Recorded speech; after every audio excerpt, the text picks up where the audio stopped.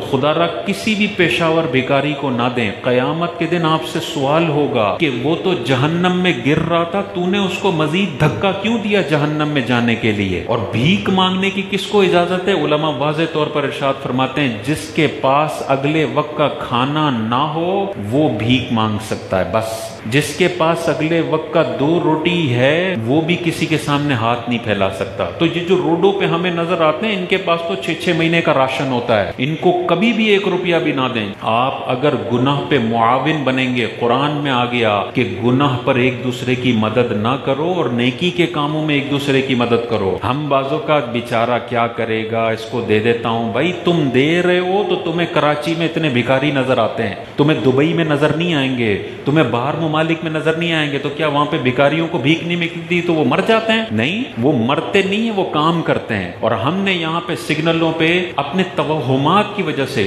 اس کو نہیں دوں گا، یہ بد دعا کر دے گا، یہ فلانا کر دے گا، اس کو دے دیتا ہوں، میرا بیٹا پیدا نہیں ہو رہا تو بیٹا ہو جائے گا۔ بھائی یہ گناہ میں مدد کی جا رہی ہے، اس کا صرف وبال آئے گا تم پر، اس کی کبھی برکت نہیں آ سکتی۔ تم پیشاور بھکاریوں کو دے کے انہیں جہنم کے قریب کر رہے ہو، تو گناہ میں کبھی کسی کی معاونت نہ کریں۔ یہ پیسہ دینے والا بندہ بھی میدان محشر میں ذلیل و رسوا ہوگا کہ اللہ کہے گا کہ مسلم سوسائٹی کو میں نے حکم دیا تھا کہ تم بھیک نہ مانگو، اپنی عزتیں ادھر رکھو۔ لوگ اپنی عزتیں نیلام کر رہے تھے اور تم بھیک دے دے کے ان کی عزتیں خرید رہے تھے۔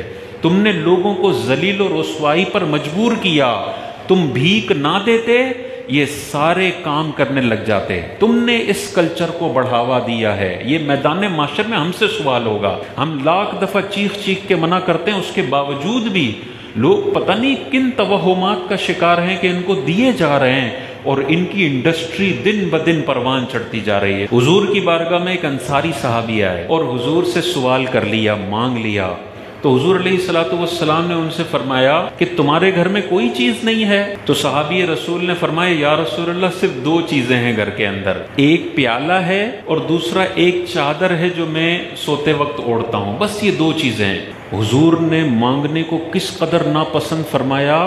حضور نے ارشاد فرمایا کہ صرف تمہارے پاس 2 چیزیں ہیں، جاؤ گھر جاؤ اور 2 چیزیں لے کر آؤ۔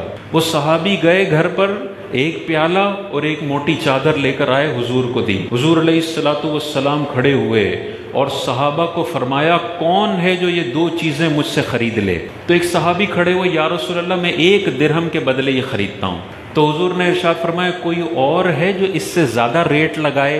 تو تھوڑی دیر کے بعد ایک اور صحابی کھڑے ہوئے کہ یا رسول اللہ یہ 2 چیزیں میں 2 درہم کے بدلے میں خریدتا ہوں۔ تو حضور نے پھر وہ ایک پیالہ اور ایک چادر ان صحابی کو دی، 2 درہم ان سے لیے، یہ 2 درہم اس بندے کو دیے جس نے سوال کیا تھا، اور حضور نے ارشاد فرمایا 1 درہم کا گھر کے اندر راشن لے کر جاؤ اور 1 درہم کی کلہاڑی خریدو اور میرے پاس آؤ۔ حضور علیہ السلام نے اس کلہاڑی کے اندر جو دستہ ہوتا ہے وہ اپنے رحمت بھرے ہاتھوں سے اس کلہاڑی میں ڈالا اور پھر فرمایا کہ جنگلوں کا رخ کرو اور 15 دن تک مجھے یہاں پر نظر نہ آنا، 15 دن کے بعد مجھ سے آ کے ملاقات کرنا۔ وہ صحابی ایک کلہاڑی لے کے جنگلوں میں گئے، جنگلوں سے لکڑیاں کاٹی، بیچی، 15 دن کے بعد حضور کے پاس آئے اور یہ عرض گزار ہوئے کہ یا رسول اللہ 1 درہم کی کلہاڑی لی تھی، آج 15 دن کے بعد میرے پاس 10 درہم کی دولت ہے۔ یہ کاروبار کی برکت ہے۔ ایک مانگنے والے کو حضور نے فرمایا کہ سارا گھر کا بیچ دو، 0 پہ آ جاؤ، لیکن مانگو نہیں، تم کاروبار کرو۔ وہ 1 درہم کی کلہاڑی سے 15 دنوں میں 10 گنا انویسٹمنٹ ہو گئی۔ جس کے گھر میں صرف 1 پیالے کا ٹکڑا ہو، حضور اس کو بھی فرماتے ہیں مانگو نہیں، بیچو پورا گھر۔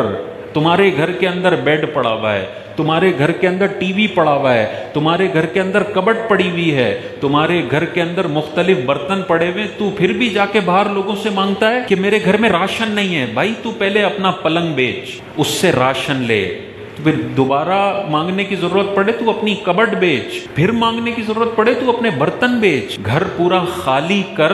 اس کے بعد بھی آٹے کے لیے پیسے نہیں مل رہے تو اب کہیں جا کے مانگنے کی اجازت ہے، اور وہ نوبت آتی ہی نہیں ہے۔